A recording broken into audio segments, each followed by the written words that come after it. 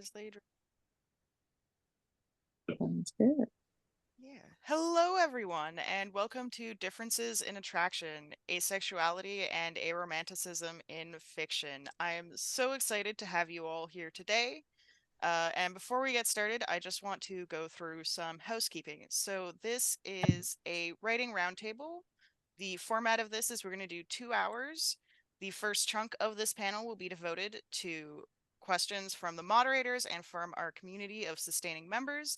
And then we will switch to answering live audience questions somewhere in the second hour.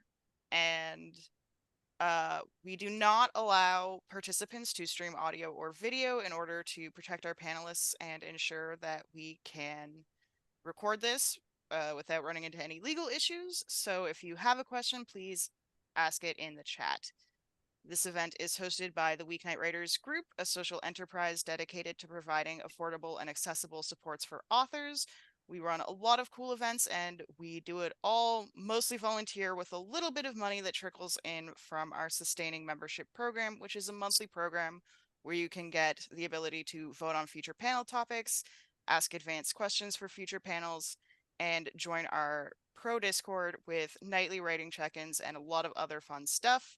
And we plan to expand that significantly as time goes on, but that's what we've got for now. So you'll find links to the Weeknight Writers group in the chat. You'll also find links to all of our panelists, and you'll find a link to Renaissance Press, which is a diverse Canadian publisher that is dedicated to uplifting marginalized voices. And they are our partner in all of our events, and they are providing us with the ability to have live captions. So let's get started with some introductions. Please introduce yourself and tell us a little bit about why you wanted to be on this panel today. And let's start with Claudie. Oh, great. Hi, I'm Claudia Arsenault. I'm a writer from Quebec City. I write mostly fantasy and science fiction that focuses on platonic relationship, and I'm both Aro and Ace, and most of my characters also are some variants of that. Other than that, I've been writing for quite a couple of years now, and I have been taking an interest in asexual and aromantic representation since I think 2017 or about.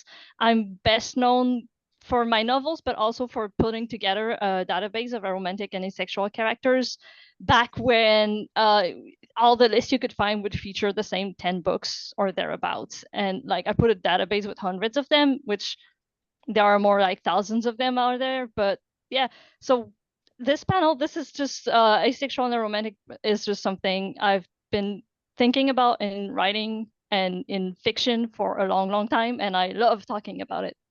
And I think that sums it up. Awesome. Maniza, do you want to go next?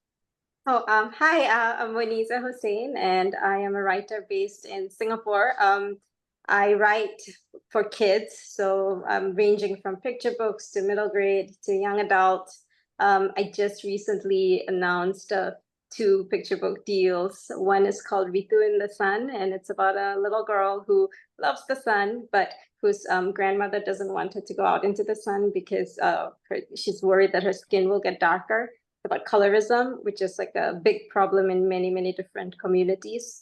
I also have a story out in an anthology called Being Ace, which is like a lovely anthology featuring yes. Rosie, who's also in this panel.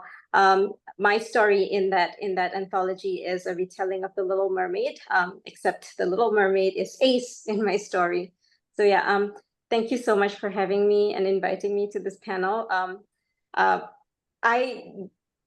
My interest in Ace characters is mostly like it's what allows me to write YA almost, because the main reason why I've kind of like always stayed away from YA is because YA tends to be so romance forward. It's not something I'm comfortable writing. I really hate it writing it. So yeah, I mean, so the fact that, you know, if you have an Ace character, that's something you can kind of like steer around. I really like that. And of course, I'm Ace myself. Yeah. Awesome. Erica, do you want to go next? Yeah. So I am gray aro ace, I would say. And I do write some ace characters. Not all my books are ace focused. In fact, my current whip is very much not. It's very, very sexual. But my first novel had an aro ace character, and I am on this panel mostly because I want to talk about other ace characters in books. And I write dark fantasy mostly, and there are sexual scenarios in my books. So just putting that out there, but I am here mostly to provide the perspective of someone who is asexual, but also, does enjoy sexual content in fiction. Awesome. And Rosie?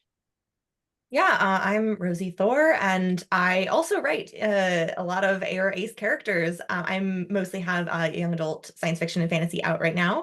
My books, Trying to Star the Stars and Fire Becomes Her, both feature aromantic and asexual spectrum characters, and of course, I have a story in Being Ace as well, and more things to come. I definitely relate to what Claudie said about kind of when I first started writing in this space. It felt like the lists that were being put out were kind of like, there are dozens of us, and it was very like, it felt very small and like there just wasn't a whole lot. And the more I got involved in this space, the more I realized that the stories that are being told in the space are often not given the platform that they deserve. And so I wanted to just kind of come in and do what I do and hope to join that kind of community and find writers who were doing the same thing as me. And it was like one of the most fulfilling things I've ever chosen to do for myself. I started out writing very like hetero allo stuff because I felt like that was what would sell, and diving into the ace world and writing stories that were true to my experience was a lot more fulfilling. And that's why I'm here, because I'm hoping that we'll have a fun productive discussion with many cat interruptions about writing AR Ace relationships and characters, and hopefully encourage others to join us on that path.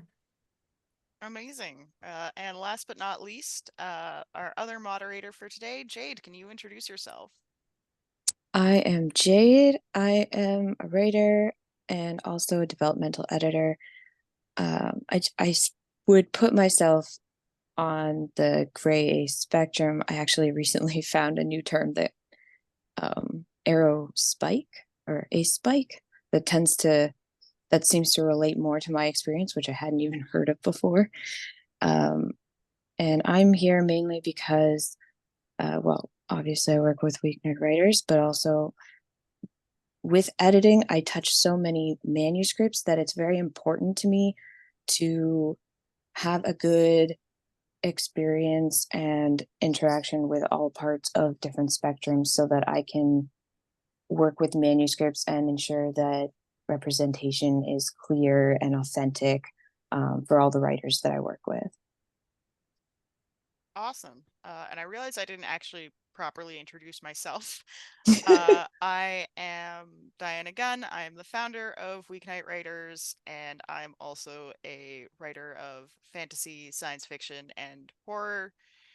And I've got one book out and one book coming out in a couple of weeks, so that's very exciting. And I am also asexual. I identify as gray sexual, which means I am occasionally sexually attracted to people. But I find I become more aggressively ace every year. So we'll see where I land in like 5 more years.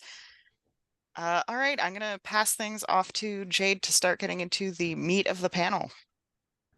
All right, our first question is, let's start by defining some of these arrow ace identities.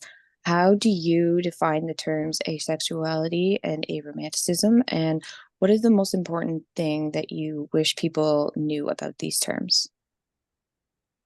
Who wants to start? Anyone in particular? Rosie? Well, I mean, our just kind of community textbook definition is that asexuality is experiencing little to no sexual attraction, and aromanticism is experiencing little to no romantic attraction. And I think that that can be often like a little bit daunting for some people who are trying to self-identify and figure out where on this spectrum they might fall. That feels like that's kind of a lot to try to process and figure out. And I really like specifically the split attraction model and talking about romantic attraction versus sexual attraction in all types of relationships and all types of sexualities, because I think it really helps us to understand the difference, and that's a key factor, I think, for a lot of people who are trying to identify either characters or themselves. We see a lot of characters get labeled as ace and fewer get labeled as aromantic. Because ace is often used as an umbrella term to encompass aromanticism, which is not accurate. And so I just think that that's kind of the thing that I would love to have more discussions about, is this split attraction model and how that can impact anyone, not just aromantic and asexual spectrum folks. Absolutely. Claudia? I was just thinking about both that, and I've seen a resurgence of people actually trying to get away from that split attraction model, because there's a section of the community that really experiences both like tied together, and they can't really separate sexual and romantic. And I think in general we don't actually spend that much time talking about what these definitions can mean to every individual, because I do think we experience all of them very differently according to our history. And what is it? There was something I kind of lost my train of thought on what I wish people like knew more about both of these definitions, apart from just one thing that happens quite a lot when people first encounter these terms is like tying both the definition and the identity to the behavior, and that's a very big one. I know a ton of people that are on the hate spectrum and that do enjoy and have sex regularly, and I know a ton of them who just don't want nothing to do with that. And the same goes for romance. And I think we don't like it's something that's very hard for people to conceptualize, that it's just like the match between what you feel has attraction and what you do in your life is very different. Yeah, I would absolutely agree. The divide between a behavior and identity, it can look very different depending on outside and inside perspectives in the same situation. It's also to add on to that, if that's okay. Of course. That I think there's a really interesting relationship between the conflation of like feeling versus action, and that like we are asking people to prove that they're like a certain way, but based on their activity or their yeah, basically But that. people do things that they don't want to do. Yeah. And they also don't But I do also things that think they that this want to has a do. really interesting tie-in to a piece of writing advice that we hear a lot, which is show, don't tell. Yes. And I think that it is on some levels like I think that there is perhaps a misunderstanding of or misappropriation of that advice when it comes to showing sexuality, in that they think they have to show that they are a certain identity through their actions, rather than showing that they relate to that identity through their feelings and experience and how they experience things. And so that's something that I think is really interesting from a writing perspective, that we can kind of take a look at that piece of writing advice and deconstruct that when it comes to sexuality. We don't necessarily have to always say like he was asexual and aromantic as like a way of telling the audience, but we can show the audience in a different way other than just having him experience something that causes him to say out loud his identity, or by just something. never like by a Yeah. dearth of showing, right? Yeah, there's different ways to do that. And I think that what Claudia was talking about, it just immediately sparked for me that concept of show, don't tell, and that there is this like perhaps misunderstanding of how to do that when it comes to sexuality, and that we can do a lot through showing feelings and what a character is experiencing internally, rather than defaulting to showing externally. Like this, I think, comes back to a thing we see a lot, especially in representation of bisexuality, is that the character must have a crush on a man and must have a crush on a woman, and that therefore they are bisexual. Like that's not how bisexuality works. And we know that. But there is this sort of like prove it mentality when it comes to showing the representation on the page. And I think that same thing is true for aromantic and asexual characters, that if you have a character who's aro ace who engages in a relationship, people are suddenly going to come at you like, but that means they're not aro ace. And it's like, no, that's not how that works. And so I think if we put a focus on showing the feelings and experiences rather than trying to just show through action and activity, that can create a stronger balance. Yeah, I love that. Anyway, go ahead. I didn't mean to cut Amanisa off. That's okay. I'm sorry, is it my turn? What was the question? I'm so sorry. I How do you lost track. define asexuality and aromanticism, and what's the most important thing you wish people knew about them? Well, the definitions, I agree with everything that everyone else has said, and the binaristic model and how that can be kind of like made a little bit more complicated by the ways in which those things interact. Completely agree with that. The show don't tell thing as well.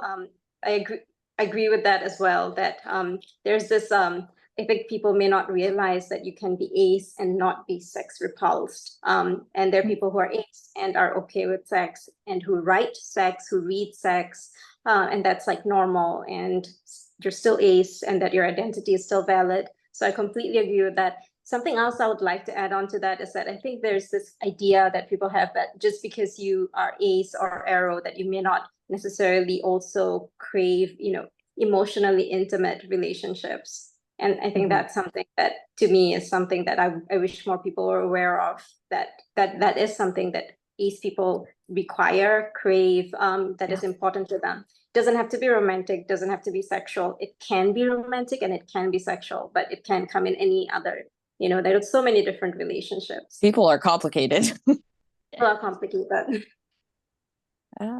Erica.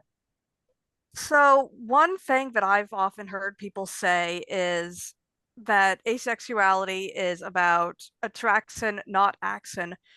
I believe that's true for some aces. I would add that for some it's the opposite. Like me, I do kind of feel attraction toward usually fictional characters. I very rarely feel it toward real people. But action, like I have absolutely zero interest in the action part. So that's just my flavor of ace. I feel like every ace person has their own flavor, as I like to call it. And, that's how that person defines it. So I don't think there is a one size fits all definition of asexuality. If I can add to that, I don't know if anyone else here has read Refusing Compulsory Sexuality by Sharonda J. Brown, I think.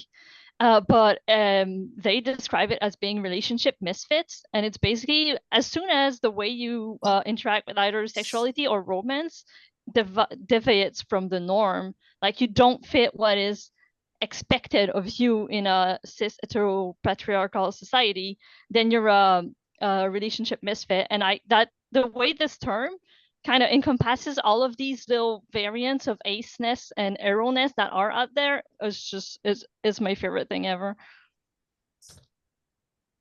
I'll write it down in the chat for people. Thanks. Diana, any thoughts? I mean, I agree with everything that's been said, especially Erica's comment about being attracted to far more fictional characters than real people. I have a very long list of fictional crushes that I definitely do have sexual feelings about, and a very short list of humans Actual that I feel the humans. same way about. Even like, with live action stuff, I will really like someone in one character and then just find them completely unattractive out of that character.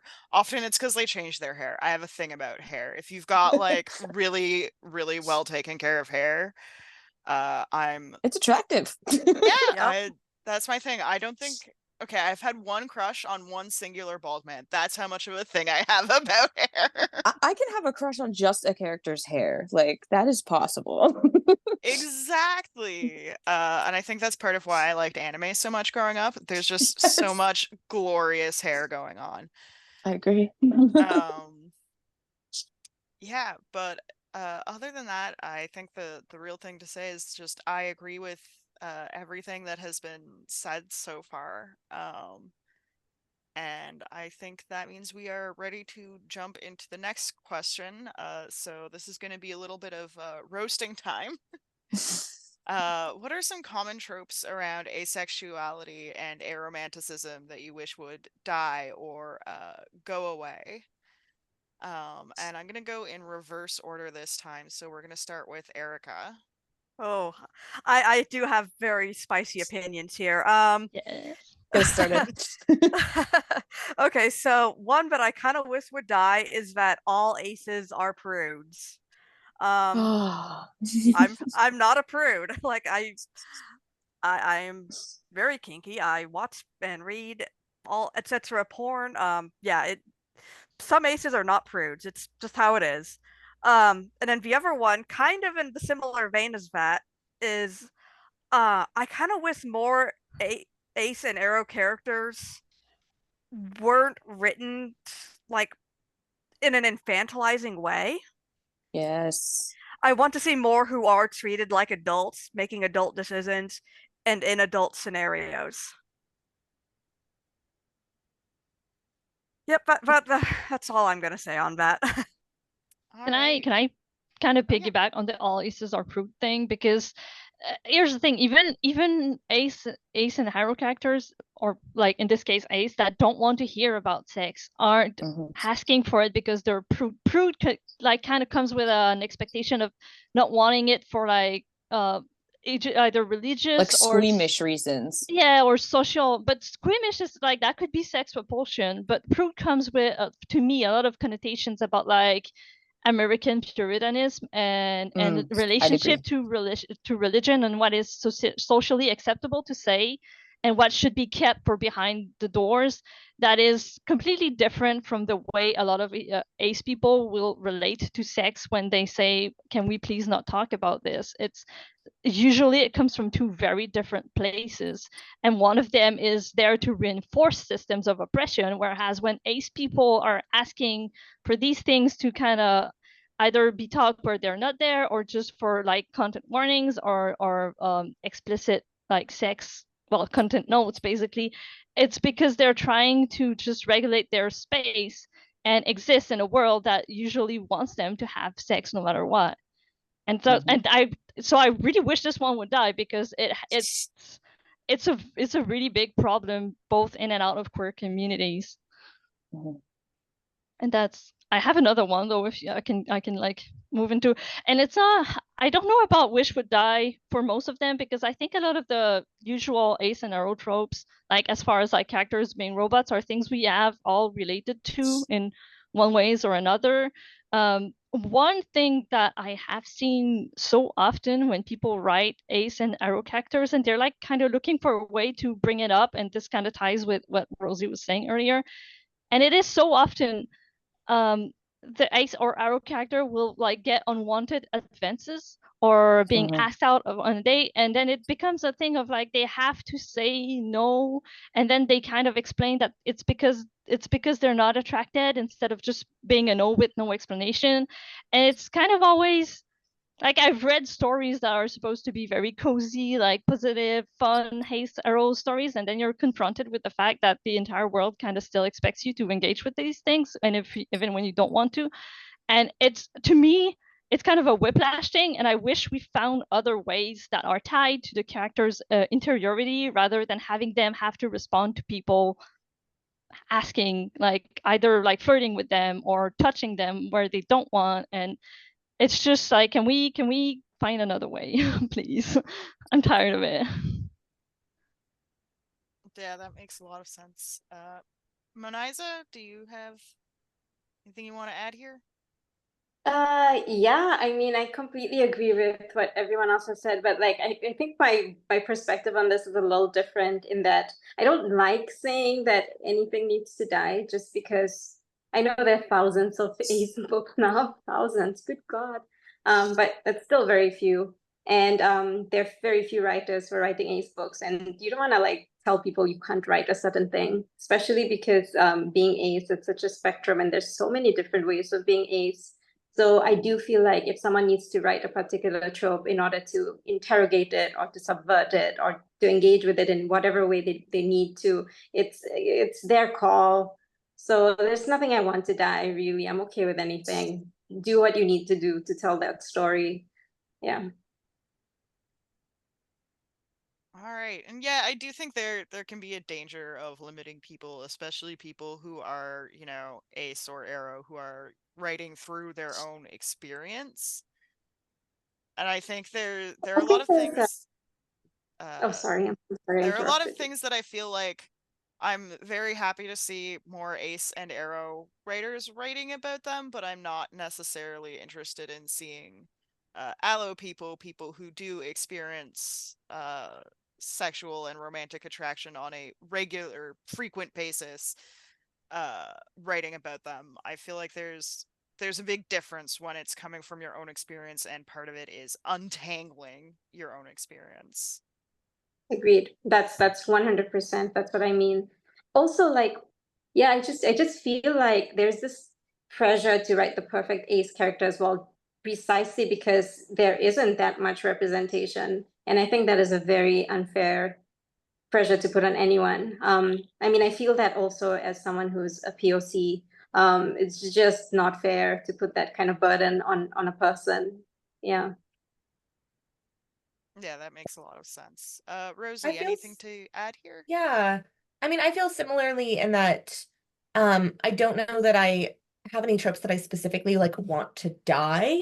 I think that I have tropes that I wish were examined on a more I guess like just more analytical basis. Like I think that there are often tropes that are just shoved into books with aromantic and asexual characters, or even tropes that are for allo characters that are arophobic or acephobic. That's, you know, really troubling.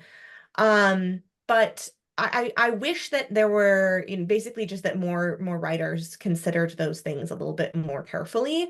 I don't necessarily think that a specific trope needs to like go by the wayside and like never be seen again, but I think that they need to be handled with care, and that there are missteps that can be made that will be actually very valuable to some readers, and there are missteps that will be very damaging for some readers. And that's something that we have to accept when we are representing such a vast definition here. Like we talked about it before, but the definition that we're using is very umbrella term. It's capturing a lot of different types of identities and different ways of experiencing the identity.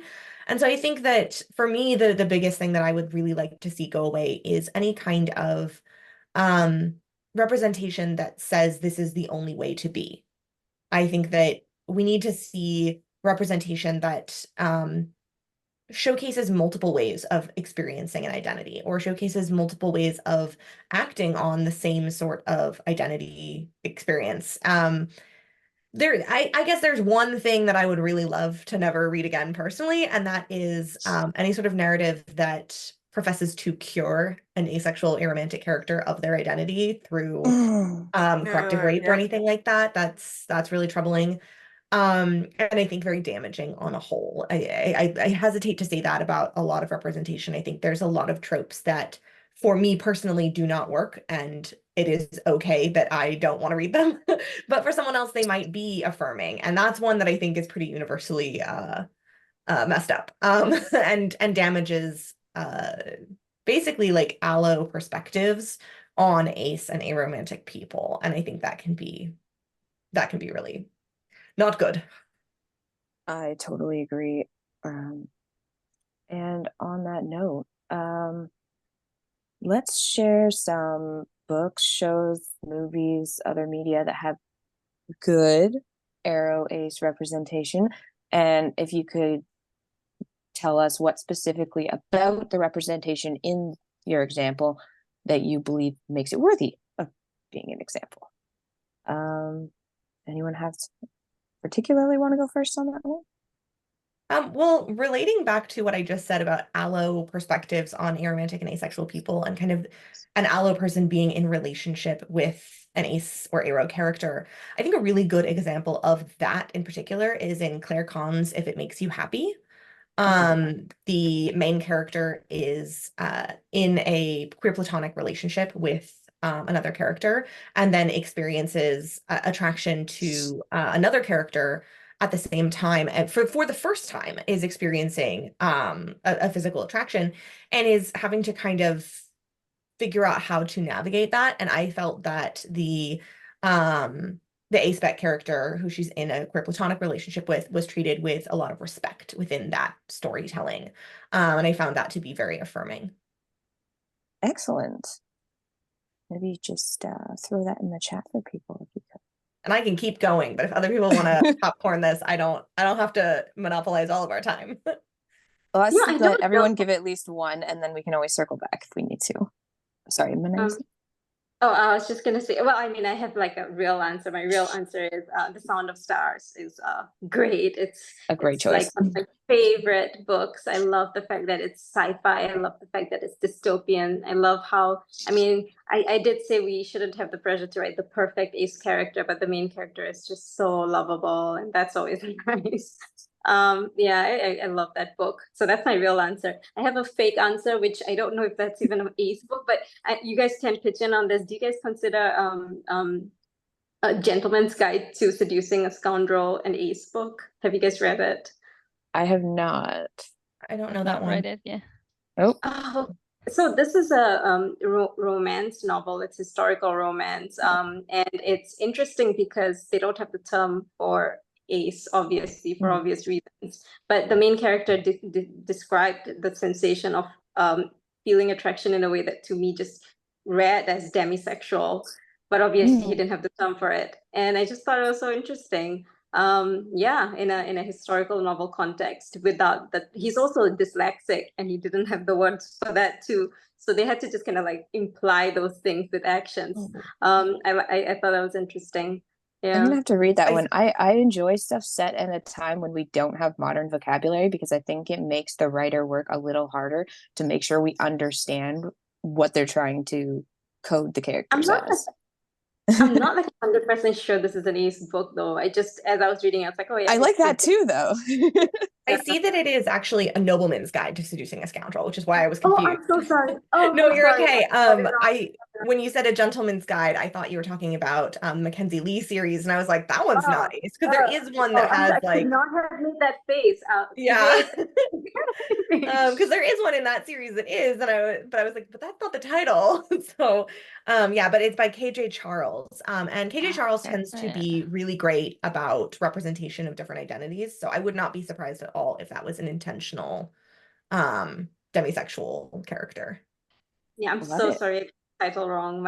I'm very bad at remembering things. That one's an easy mistake to make. Gentleman, nobleman. They're very close. Yeah, but when I Googled it, I was like, oh, that's the one.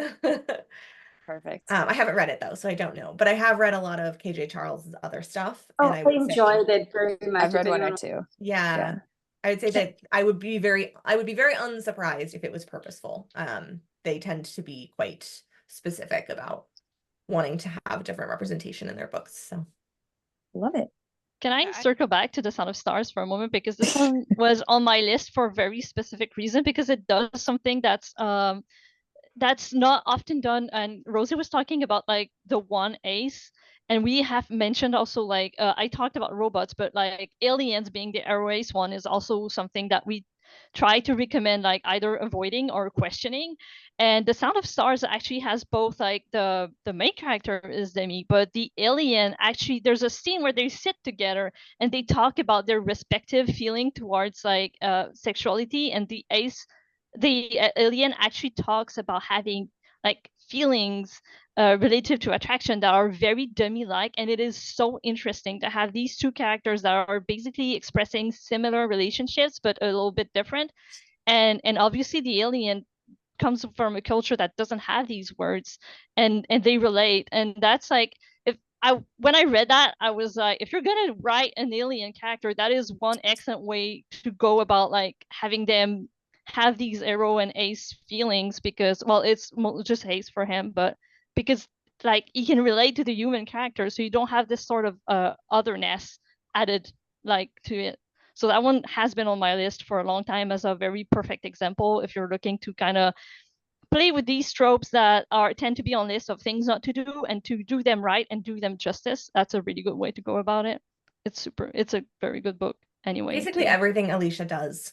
Yeah, I would. Dow, Yeah. read her whole backlist. Yes. It's great. Awesome. And I have another one on my list that's kind of like that in the sense that there's more than one A-spec character in them, and they do tend to, as a series, talk about it. And it's Two Dark Moons by Avi Silver. I was at I was at the launch Yes. party for that. I'm almost never at the launch party for those because I'm at the convention and I have to be elsewhere every single time, and it makes me sad. But because Javi is also a wonderful writer, but there's both Yes. an arrow character and also an A-spec one, and they have to negotiate the relationships because they don't want the same thing out of it. And it's also a book about like giant lizards and astrology and a dangerous jungle and a bunch of very cool stuff. It is a lovely little book. I adore it. and that's like book one has two of them, and then book two had a third character who's Ace, but I think not Arrow, and they have to renegotiate everything, and now you have this like polyamorous A-spec triangle going on, and it is so good. It is so amazing. Did you read The Heretic's Homecoming too then? Yes, of course. Erica. Sorry. I'll be honest, I don't read a lot of Ace books. I'm more into like video games and anime. And like when I do read, it's more indie books. So anything I mentioned probably isn't going to be super well known. I do want to talk about video games though, just for a different perspective. Of course. Lately there have been a lot of video games that have given you the option of being, romantic with, the other characters or not. And I think that's really great. I think that's a great step forward. I would totally agree with that. One game, and it's one of those choose your own adventure kind of games. So it really is a book, like you're just reading the entire time. But I think did that really well. It's called Choice of Magics. And like at the very beginning, you're asked like, do you want sexual encounters? Do you want romantic encounters? So you can just say right off the bat, don't give me any of these events, or do give me these events. And I think that is wonderful. I love when games just give you the option. I agree. I think Dawn Guard by Rona Silver also either does that at the start or does that as you go through the story. I'm not sure when, but it's definitely written with like aromantic and asexual people in mind. It's also a like visual novel kind of game. Yeah, Choice of Games has a lot of stuff like that. That's really great. I will say that we are starting to see, I think, in a lot of games are, especially mainstream in mainstream gaming, we are seeing like there's a lot of romance popping up in mainstream gaming, which I think is very cool. And I do see that there are options to kind of forego that, but it is often you have to be approached, you're approached in that manner, and then you have to turn it down. And the thing that I have been noticing about this is that increasingly we're seeing that choosing not to take any of those romantic paths is still an interesting story.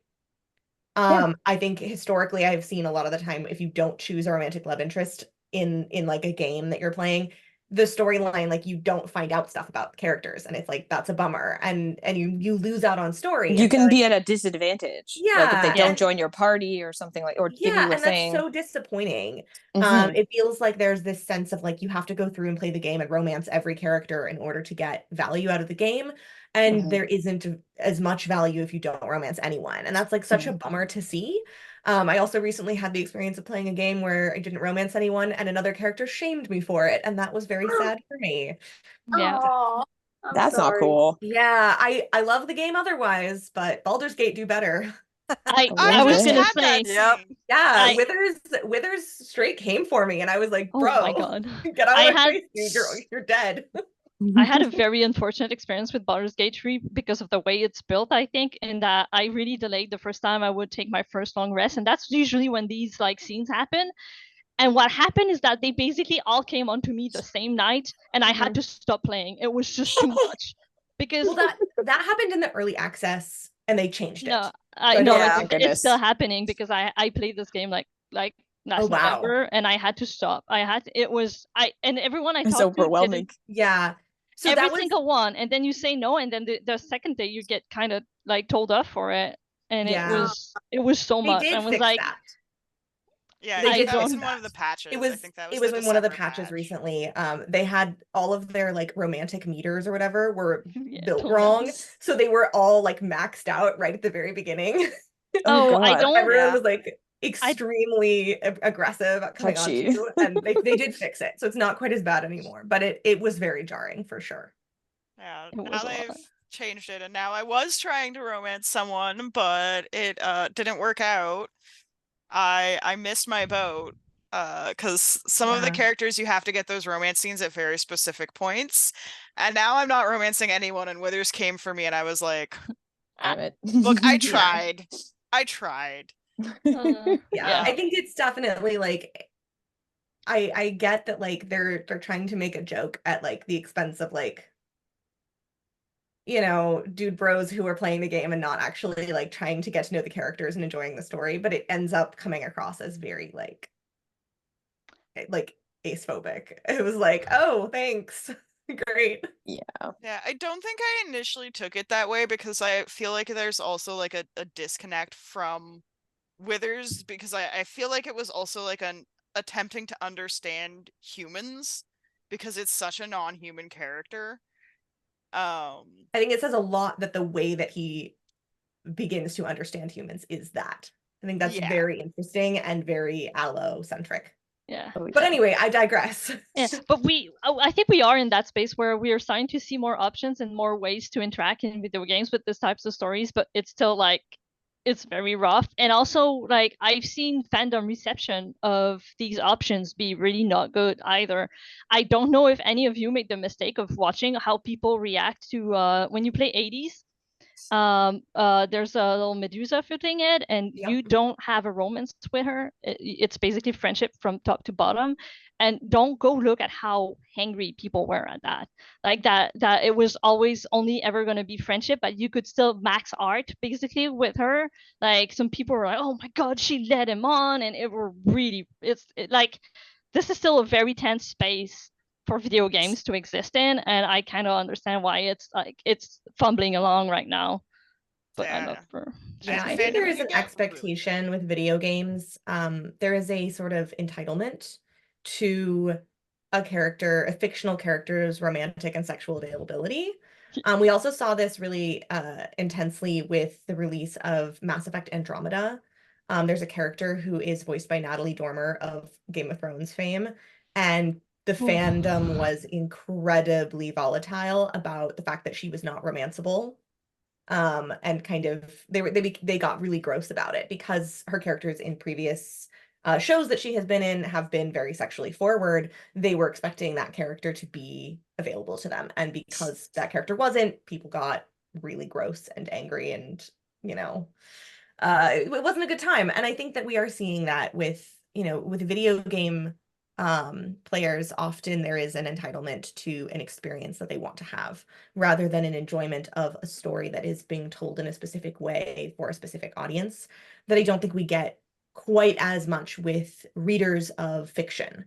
Because in fiction, you're not choosing your own adventure most of the time. Sometimes you are, with yourself as the like stand-in character. There are specific characters who are written a specific way, and you are enjoying their story. So I do Do you think that also there's a think it very has big to do difference with there.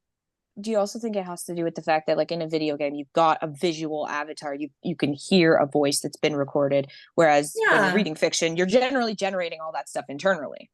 Yeah, I think so to some extent. I do think that there's a Because I don't think the fandom would have been like that over, you know, a character that where we don't have an immediate visualization of who that character is, like as a live action or even yes as an and avatar. no. I think that there are readers who visualize pretty strongly. I'm not one of them, but I don't know that that has a huge difference. I do think that the customization of the main character avatar is something that creates ownership over that character and ownership over the storyline that person wants to tell.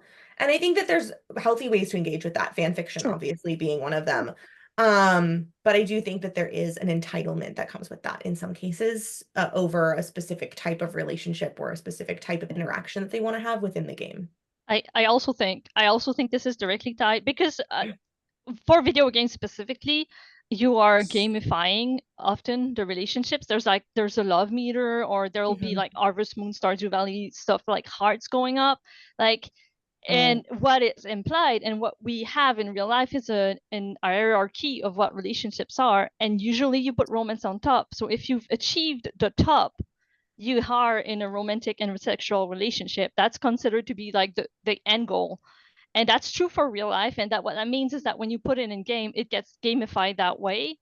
And if the end result of the story is not that, it almost feels like you got cut off from what should have been the goal. I totally agree with that. The way that in those games often that like love meter is represented is that a character who you can have a platonic relationship has fewer hearts to fill. Yes. And I think that is so troubling. I do want to shout out a game though that has a really wonderful representation of an ace-back character.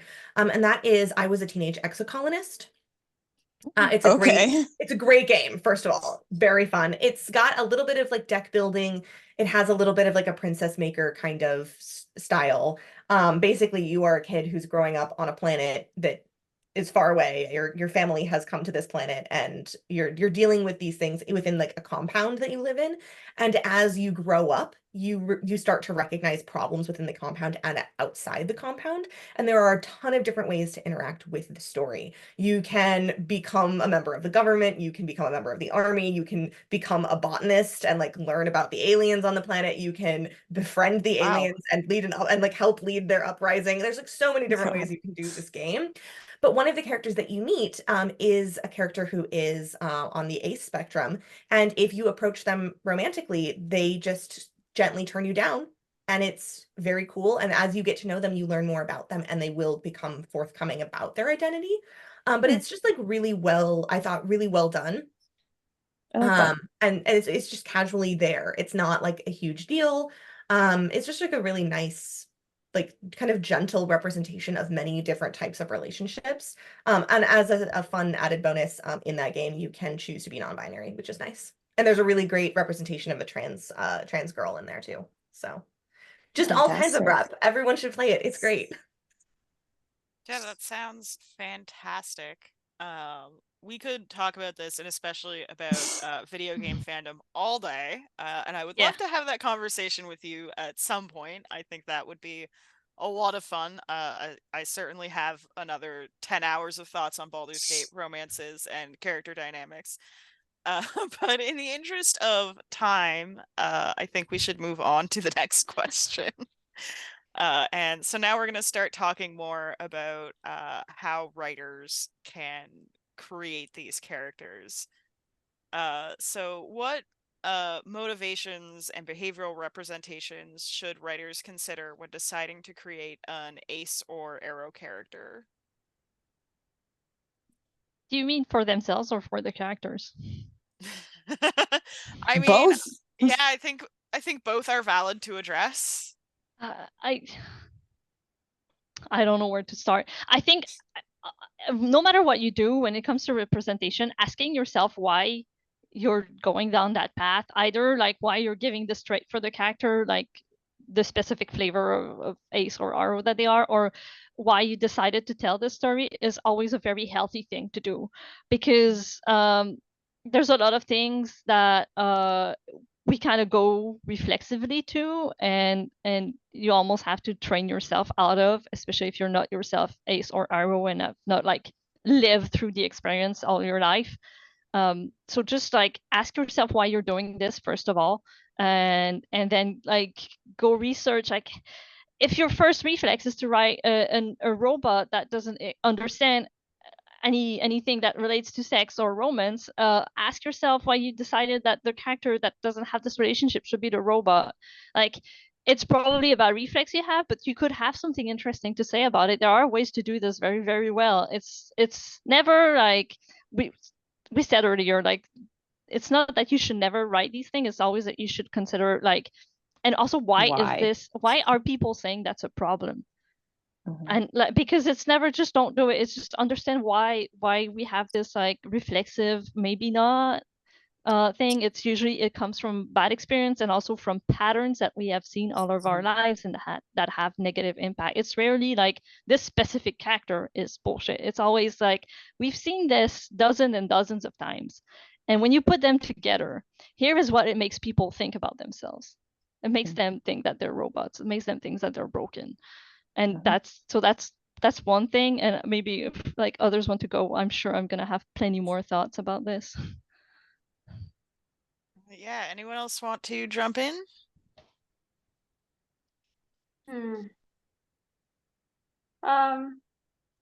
My thought on this is that if you're right, I'm speaking as someone who is ace, and you're wondering like, why is this character ace? Why should I make this character ace? I do sometimes wonder like, is there value in asking this question as an ace creator? Because if the default is allo, and if the default is cis, and if the default is white, and then whenever we write something that varies from the default, then we need a reason.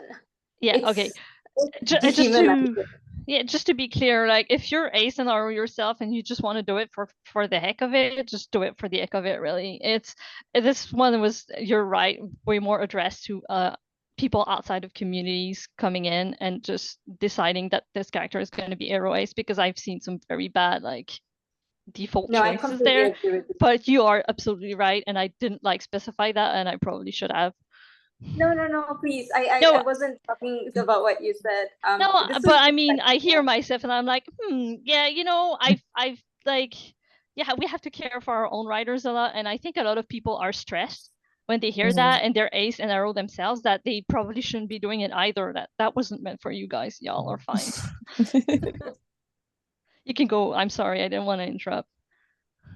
No, I completely agree with what you said, because I have encountered like bad representation in its many varied ways when it's written by someone outside of the community, whatever that community might be, and that can be othering too. But when you're writing your own identity, and then you feel a reason, like you wonder what is this, why is this character this way, it can be dehumanizing, yes, but also I guess it is always worth like kind of interrogating what kind of story are you telling. Is the fact that this character is ace, is that part of the plot in some sort of way, or is it just something that is a fact about the character that it's not necessarily part of the story in that kind of significant way, just something that is an aspect of them?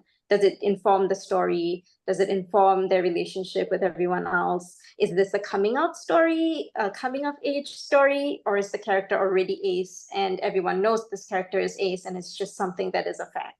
I think these are things that, from a characterization perspective, these are excellent things you should do regardless of whether or not you are ace or not ace. Yeah. Just as a developmental editor, I see so many stories that are just coming out stories. So I really appreciate when, like, I completely agree with your point that to make a character aro ace, it has to permeate all of the story. It has to be important to the character. It has to be important to the plot. It has to be important to the themes. Like, you can't just plant that in there and have it expect to work.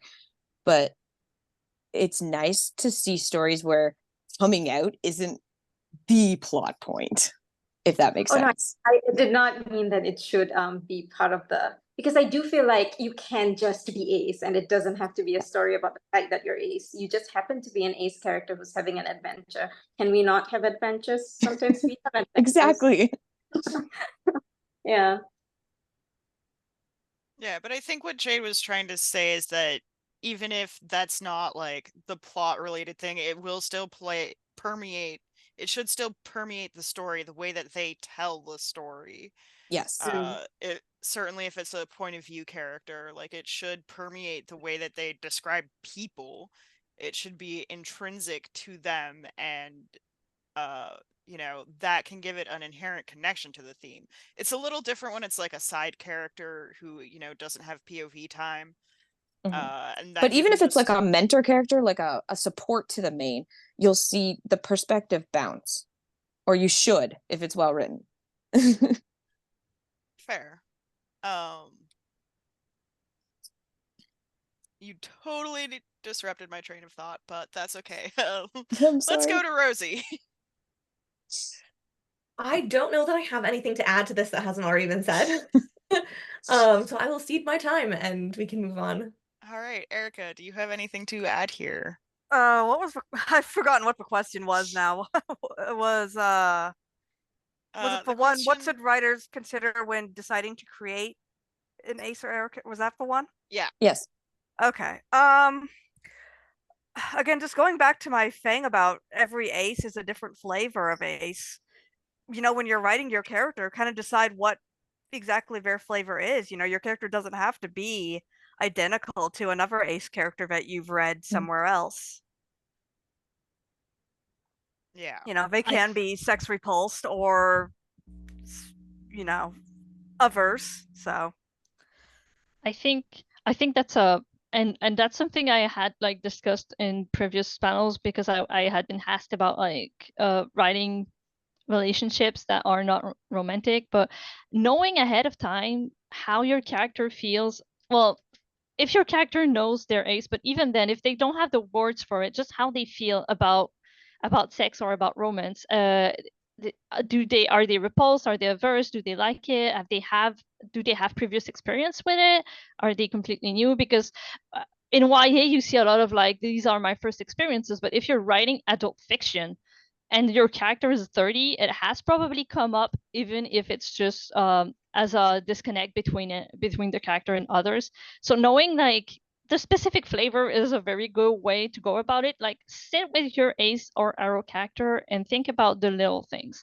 Like one of the things I had to think about with a romantic characters that was in a relationship with someone that was romantic was just things like what what is okay for them in this sort of like queer platonic relationship. Like do they want to move in? Are they okay with like romantic gestures like flowers and candles, stuff that are like very classically coded as romantic? And just these little things, these little details will build a very specific ace experience for your character. So, and also I think the relationship between your character's gender and their ace or arrowness is a very important one, because of gender roles within relationships, these things actually do interact a lot, and like everyone has a very different like relationship between them and ways they connect and disconnect. Yeah, that's very well said. I do want to take a moment. We are at the halfway mark. So we can keep going, but I just wanted to ask folks, do folks want to take a 5 or so minute break just to, go to the washroom, refill drinks? I still have a drink. I'm good either way. I'm I'm good either good. way. All Yeah, right. I'm also good. I have a drink being delivered to me shortly. Oh, Perfect. But luxury. Fancy. I unfortunately locked my partner out of my office, which is where the kettle lives. And so she is going to go get coffee from a coffee shop because she can't fill her French press. Oh no. Fair All enough. right. It looks like everyone in the audience is fine to keep going as well. So since we do still have some questions to get through of our own, let's just keep going. And we will be turning things over to audience questions for the last little bit of the panel. So if members of the audience have questions, please do leave them in the chat.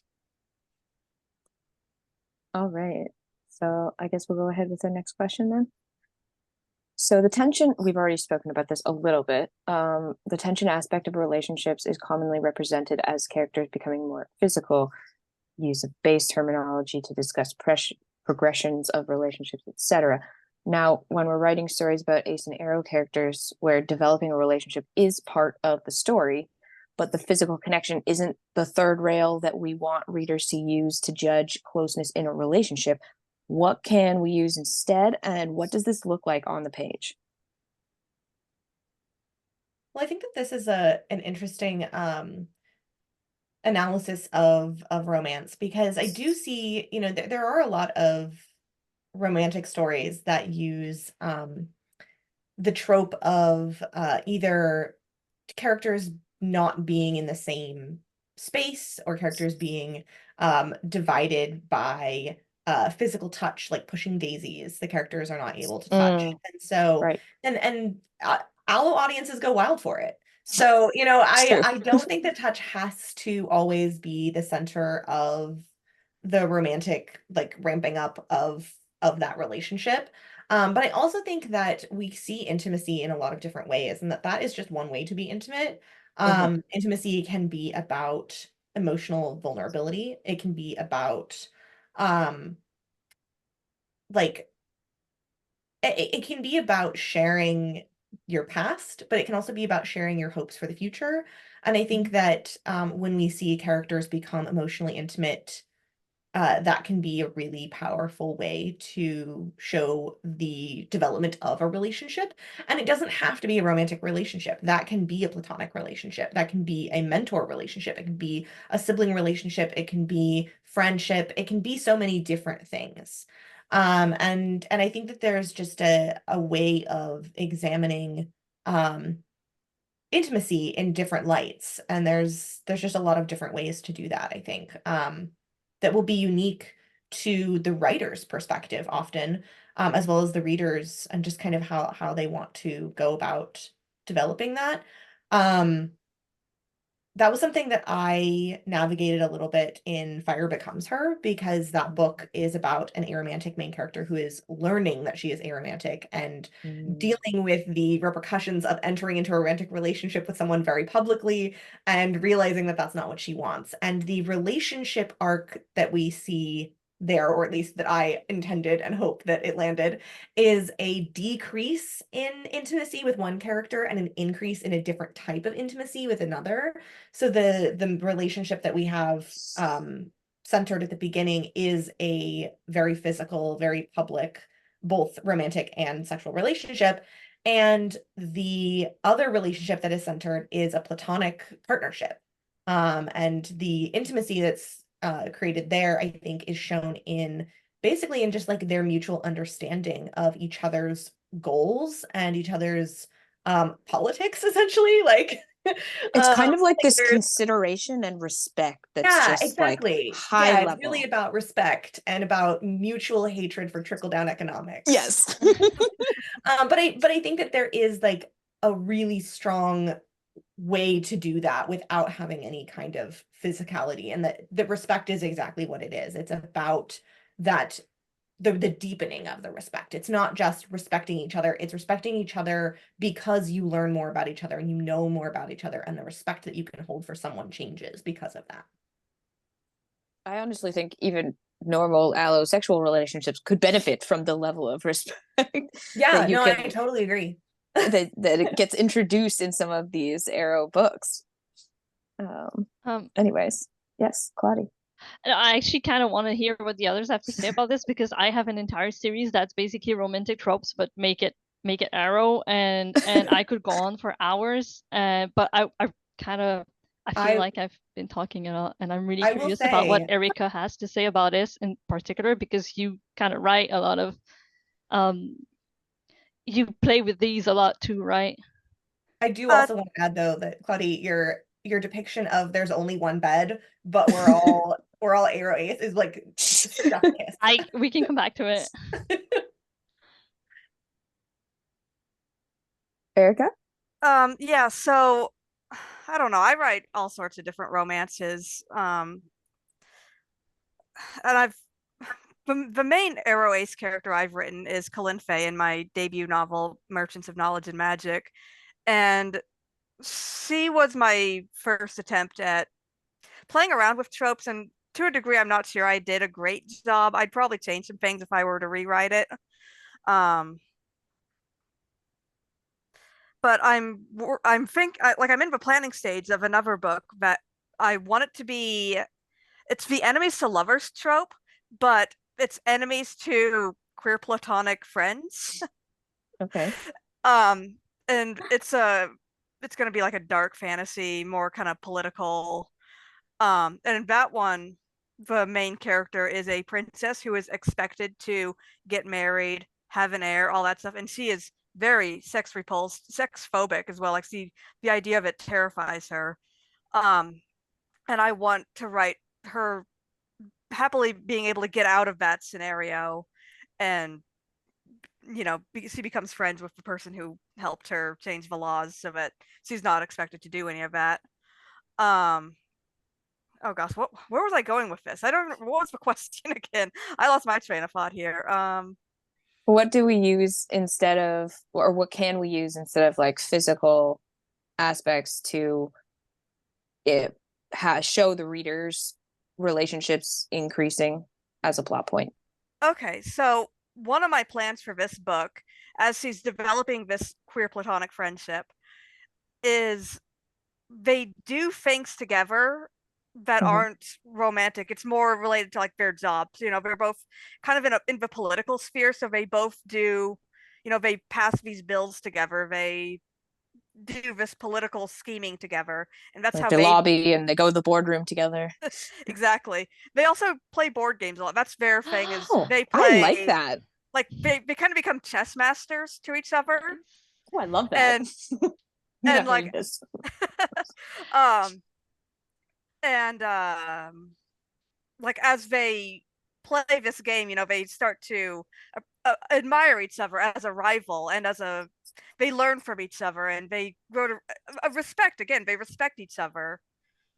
So that's kind of my plan of attack with this book I whenever I love write it. using chess in there too because there are so many things you can do with chess moves to like that's a game of closeness too, how close you are to various pieces, and there's so many layers of that you can build on that. I really enjoy that. Yeah, and in my setting, actually, what's kind of interesting about this is this board game. It's actually 3 people play it. Oh, Yes. And they invent it. Like this book is oh, about the invention of this game that they play. I've mentioned this game in some of my other books, but it'll be invented in this queer platonic book that I plan to write, and I'm just really excited about that. I'm so excited about this because here's the thing the thing that the one that Rosie mentioned about the like just one bed, that's kind of a one-off on actually I have this one like on Well, this you also yeah. have an entire like card game as So part of the these story. little novellas here are basically cozy fantasy meets your favorite JRPGs, and board games is the like cozy part from beginning to end. And because I'm obsessed with board games, and I love the way that they can like carry characters and relationships. And so like my 2 main characters playing board games together is exactly what happens for half the book or thereabouts. And I think it's a wonderful like setting, world building tool, character tool, and I'm so excited that you're doing that and making a 3-way chess with it. That sounds so cool. I really Thanks. love the centering of like a board game or a card game or something within a relationship because I think that there is a very like cozy intimacy to both knowing the same rules of a game and playing. And I just think that there's like a really this is going to sound kind of strange, but I think that there can often be like and I mean this in like the least religious way possible, but like a sacredness to time spent playing a board game or a card Yes. game or something and like also that. And creating together, playing together and yeah, creating together. There's a magic there. yeah, there is a Yep. magic there. And it calls to mind perhaps a strange example, but in Avatar: The Last Airbender, we see Iroh playing Taisho, and that this is like just Yes. a game that he plays, Yes. and then it becomes revealed, sorry, spoilers, that he is actually part of like a secret society of people who Is play it this really game, spoilers anymore? but will cross the boundaries of the war to help each other. And I Mhm. think that there's something really, really cool and magical about a shared language of a board game or a card game or something like that. It's kind of That like the can be secret played magic for of fans and stuff like that. yeah, I just think that there's like a really cool magic to it, and Like that's there's neat. Agreed. part of what I did with Awakenings is that there is a card game, a single card game, and it's because the world is actually very sectioned off. Like it's traveling is very hard. There's not a lot of people that do it because there's shards that hunt the world like Ooh. monsters in a JRPG really. And there is this one card game that everyone across the world knows, but the rules kind of change depending on the Mm. it's a card building game, it's a deck building game, but not everyone has the same deck and the same cards. Oh, I And love it. I think that's and it's not really mentioned frequently because they mostly play with the same thing, but I made that because I wanted to evoke a period of time where the world was actually a lot more joined than it is today. And this is like the one thing that all the pieces kept. Yeah, but it's changed Love that. sometimes because you get like little regional differences. Yeah. Not to keep invoking video games, but like Gwent slaps. Yeah. Like basically. you know, it's like there is this really cool little cozy niche of like a card game in a lot of like big epic fantasy games, and I think that's nice. Yeah. So Awakenings, and I want to circle back to the wombat because the reason in Awakenings it's unique and it's kind of a one-off. I'm joke here. It's very intentionally because I made these worlds to be very queer normative, but specifically for aromantic and aromantic and asexual people, because I find that a lot of the time people write queer normative worlds, but there is still an expectation of sexual and romantic relationship. It's like everything else got normed, but not us. Except that. Yeah. And I made like I basically built it so that the central unit in any society would not be like couple family, nuclear family. And then because I segmented the world, I have different cities that have that differently. But what that meant is that like this idea that if you share a bed with someone, you're in a very intimate sexual romantic relationship with it, that there's this tension of something that's going to happen is completely absent from the world. So, and clearly it's there in some parts of the world because the characters like, some people have weird hang-ups around that, and both of my main characters just don't understand why. But the bed sharing becomes something that's still intimate to them because one of them has nightmares, and also it's a single space mattress, and one of them is not small at all. And so it still becomes some part of their like intimacy as a relationship, but it's not romantic and it's not sexual at all. So that's one thing. And then the other thing is because that's not the series that actually directly tackles romantic tropes. Like Awakenings is meant to be like, I don't want to touch any of that. But when I wrote Baker Thief, and Baker Thief is specifically, it was supposed to be enemies to lovers, but it's enemies to queer platonic. So I'm kind of excited someone else is doing that. But I specifically wanted something to replace the I love you. I didn't want or didn't have to replace the kiss because the main character is aromantic but allosexual, and the second character is demisexual and eventually is perfectly fine with kissing. So they do have the kiss at some point. But I needed something for the I love you and the engagement. That is very like typical of romance structures. And finding ways to kind of mark these emotional moments in a way, I wanted to mark them specifically in a way that would still be readable to an audience that was used to romance tropes. Because yeah, we can just kind of discard them completely and do something else, but it was actually really interesting to try to still replace them with something that they would still clock the same way.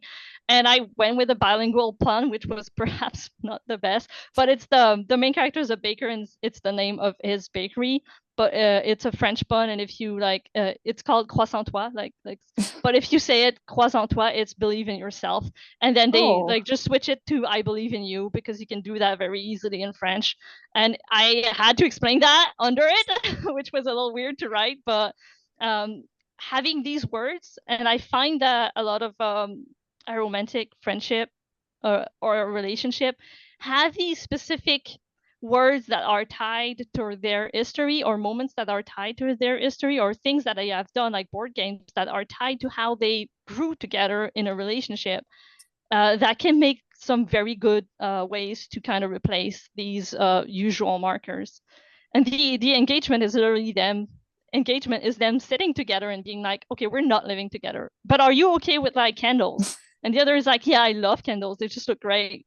And just like working through the quirks of each of their aspectness and how that impacts their relationship. But they call the layers and the shape of their relationship. And they're like, oh, it's going to be croissant shape. I'm not in dark fantasy. I'm in more of a cozy space, and it shows. Because you're writing like they're making bills together. And I'm like, nah, they're sitting and baking.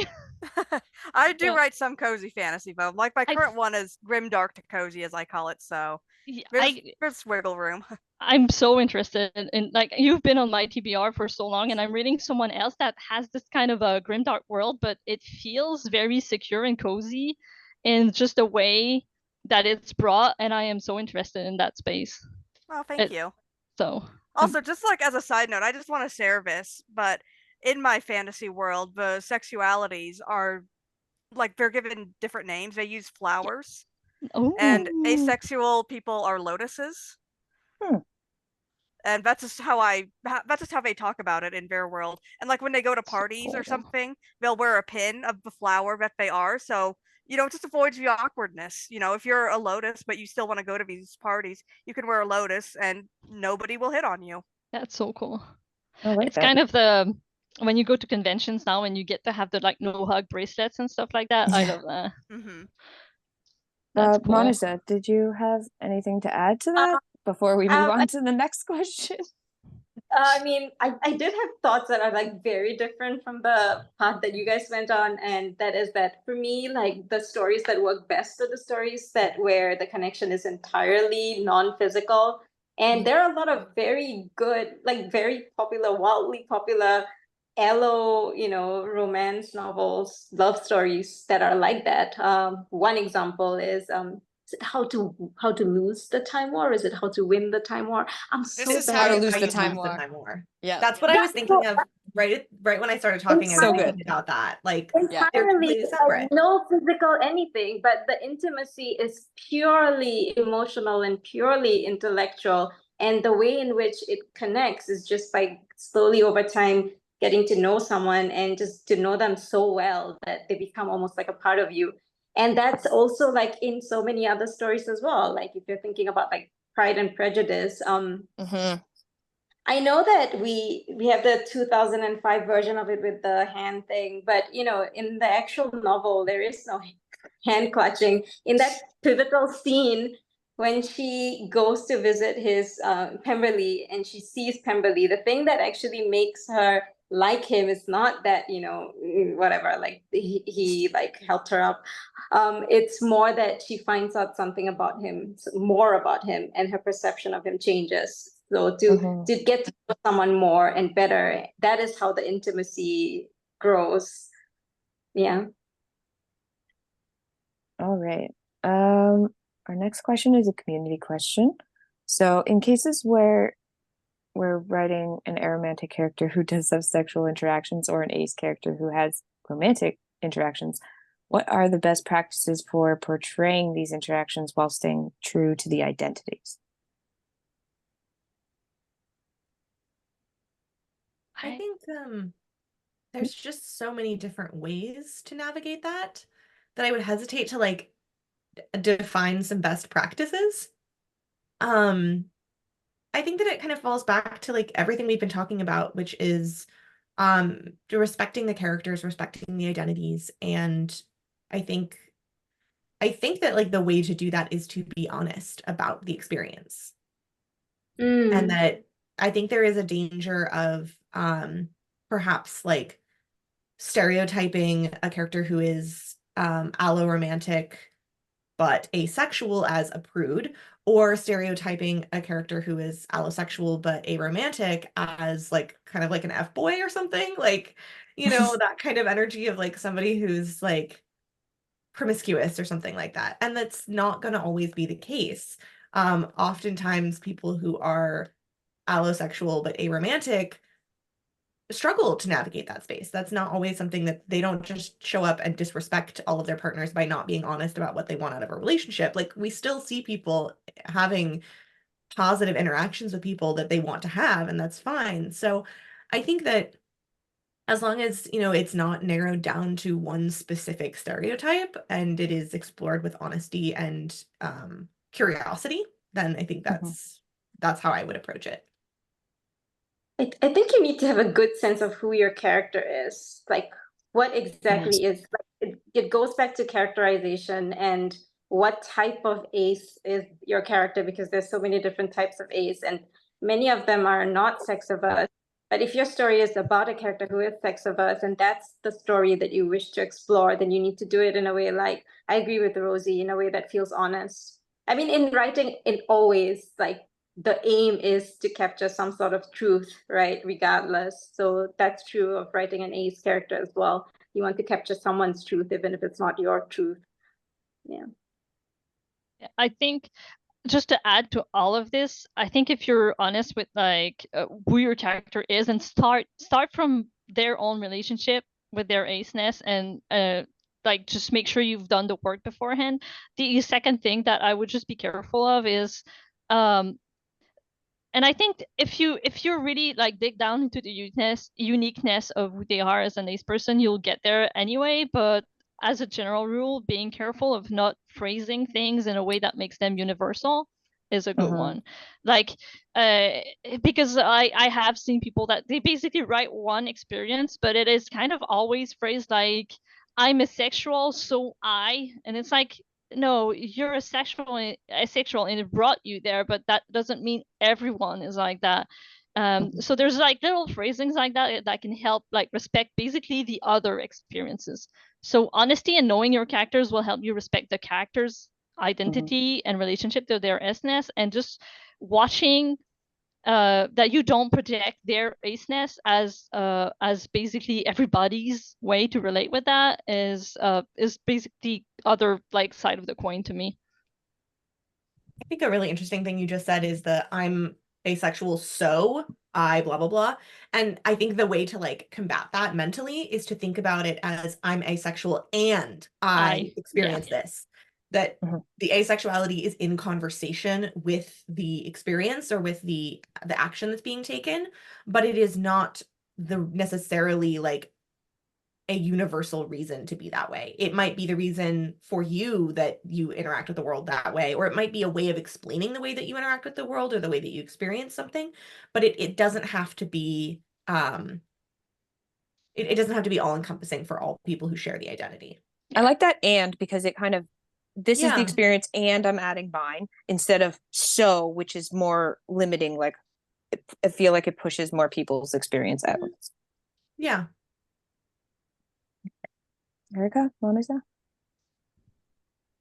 I just agree with everything that everyone else has said. I don't think I have anything more to add to that.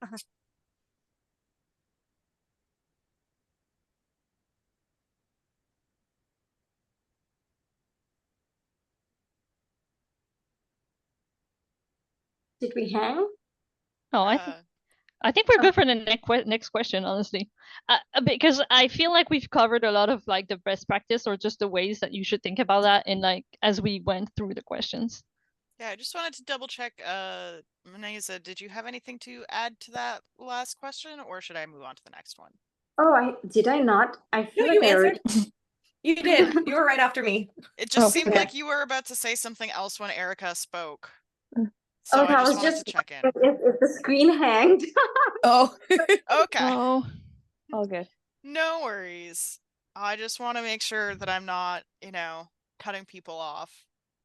But yeah, I think we are good to move on to the next question. So we're going to do one more moderator question, and then we're going to answer questions in the chat. So far, we've only got one question in the chat, but please do feel free to leave more questions in the chat if you have them. All right, so our next question is, when an ace or arrow character is also neurodivergent, disabled, or has a trauma-riddled past, how can we write these characters in a way that doesn't make readers think their neurodivergence or disability or trauma is the cause of their asexuality or aromanticism? I'm just gonna say I think we should allow for stories where it is the cause of it, but I think before you write that, you should really question if you're the person to write that. Is that your experience? Because this is a very thorny one, and I don't want to go deep into it because this is not at all my experience, but there are definitely people in our community, and they should be part of the community where it is their experience, and their neurodivergence and disabilities and trauma cannot be untangled from their asexuality or aromanticism, and that's a very important one. So this is kind of just not my question in a way, because it's like it's too deep in experiences that are not my own, but I think we should be very careful of like saying that they shouldn't go together ever. It's just like it's not always, it's the reverse is not always true, because being arrow and ace isn't always caused by these things. It's just one of the ways you can get there. I totally agree, and that's exactly what I was going to say, is that I think that there is space within our community for people whose asexuality and aromanticism is tied to trauma or disability or neurodivergence. And I think that there has long been a pushback against that because there is this understanding of that not all aromantic and asexual people fall into those categories as well. There's an intersectionality there. And I think that there is space for all of us and there is space for all of our stories. So I agree that I would hesitate to like create a universal divide between those things. I think that if your asexuality or aromanticism is tied to your trauma, that doesn't make you less asexual or aromantic. And as we know, sexuality and romantic attraction and all these different identities can be fluid. And so there is even that experience of like, I experienced a trauma and therefore do not feel sexual attraction to someone. That's a valid experience to have for however much time that person even experiences that. It may not be a permanent situation, but I do think that there is a danger to painting all asexuals or all aromantics with that same brush because we don't want to create a narrative of asexuality and aromanticism is something that can be cured through therapy. Yes. Just because one person experiences something similar to what we are experiencing and then changes how they experience it through whatever whatever it is that they're experiencing, if that changes, that's okay, that's valid, that doesn't make them less of a person who deserves to be able to use labels. But I do think that there is a danger of painting it with the same brush for everyone. So I think that it kind of comes back to that other thing of, I am disabled, so I'm asexual is not a sentence that we want to say necessarily. We might say I am disabled and I'm asexual, and here's how those two things interact for me.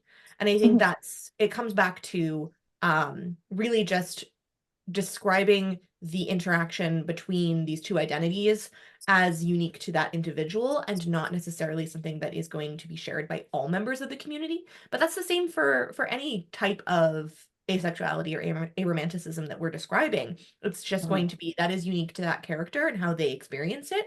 And that might be something that a reader can relate to or that another character can relate to, but that doesn't mean that it's a universal experience for all. And I think that's the same for any intersectionality. That we're talking about, any sort of experience is going to be different depending on what other identities are at play there.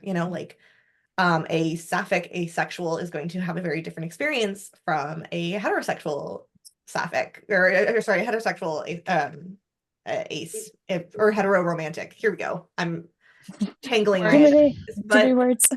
Yeah, and I'm sure that this is not my experience, but maybe Maniza can speak to this a little bit. But like I imagine that asexuality is different depending on your culture, and like for like BIPOC individuals, that's going to be a very different experience from a white individual, and that's I would imagine.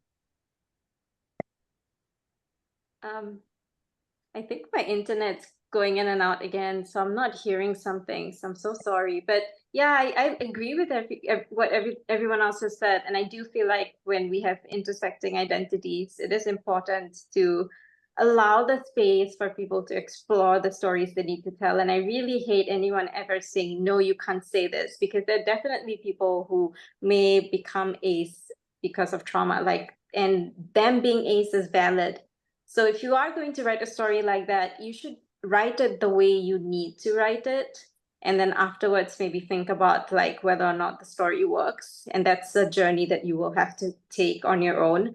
But if you want to make it comforting, you could say that your identity is valid. And that could be part of the messaging of the story, like as a part of the theme that you explore, that regardless of where this identity might have sprouted from, it is still a valid identity. And that's always good. I love the idea of and, like I am this and. I think that's a really, really helpful way to think about it. I think especially also, when dealing with intersectionalities. Yeah, I think also like beyond just it being valid, I think like welcoming all of these experiences in our community is just to the benefit of everyone. I think they have like incredible insights to bring to all of us.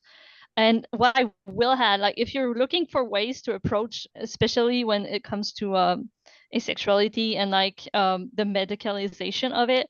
Like just research the way asexuality has been medicalized, because that is part of why we kind of have this it doesn't mean being disabled, it doesn't mean being trauma, it doesn't necessarily come from trauma. It's because there is a history of it like being considered a medical condition and being attempted to cure either through therapy, which is conversion Same with therapy, gay. Yeah. and and also with just meds, like we'll just give you something and all that desire will come back. That's just not always Doesn't how work it that works. way.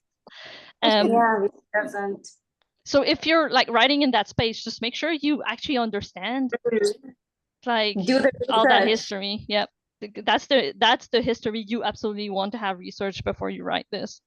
I think the question was less about trying to say that you can never have both together and more about how to respect both of those individually without accidentally conflating them. Yeah. I mean, I think it just comes back to Being having specific respect for those identities and being specific to that character's unique experience.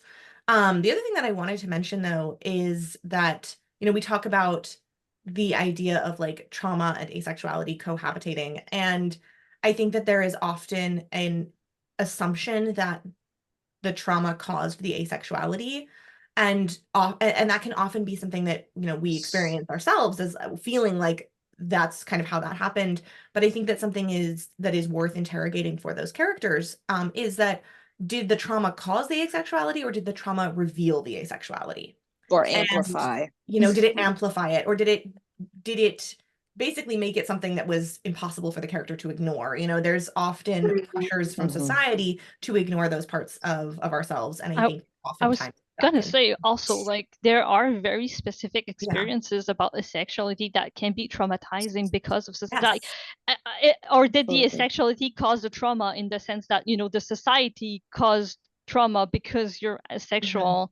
Because that's like definitely that's valid as well. Yes. Like yeah, I would I would go as far to say as most people living in our society are experiencing some kind of trauma, even small scale, just from living in a society that tends to reject us, and that is extremely valid. Or at least not understand us. And that can be just as bad as rejection if you're not fully understood. Yeah, it can be really difficult. And it may not be as like acute a trauma as something else, but it is still it's still difficult to process, and it's still difficult to kind of reconcile within yourself. And so if a character is living in a world that isn't aro-ace norm, or doesn't have room for that, then they might be experiencing that kind of thing as well. And so there's just a lot of room, I think, to explore that in an authentic and unique way for the character. So that's where I would come out on that. Yeah, I think those are all great answers. And I really do like the and. I think that's a really good approach. And it's funny because I've just been doing a dialectical behavioral therapy group, and that's actually something we talk about is, how these things that coexist, sometimes they're complementary things, sometimes they're contradictory things, but you're using and to say that these things coexist instead of using so to say that these things are causal, or instead of using but because but invalidates the first thing. And it's really about reframing the language that you use to discuss these things. And even being aware, because we use some of these words so often in the day that we don't actually think about subconsciously what they're doing to our sentences. Exactly. I think there's a lot of language that we don't think about, and just taking the time to think about it can be really powerful. I think everyone spoke to that question. Does anyone have any last minute thoughts before we move into audience questions?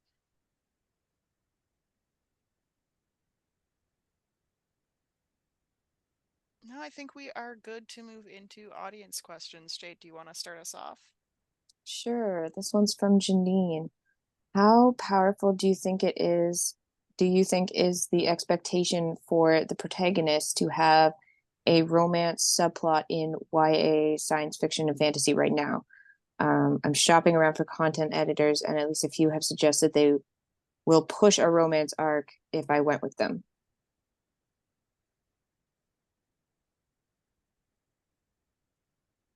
I think Rosie should take this one because Okay.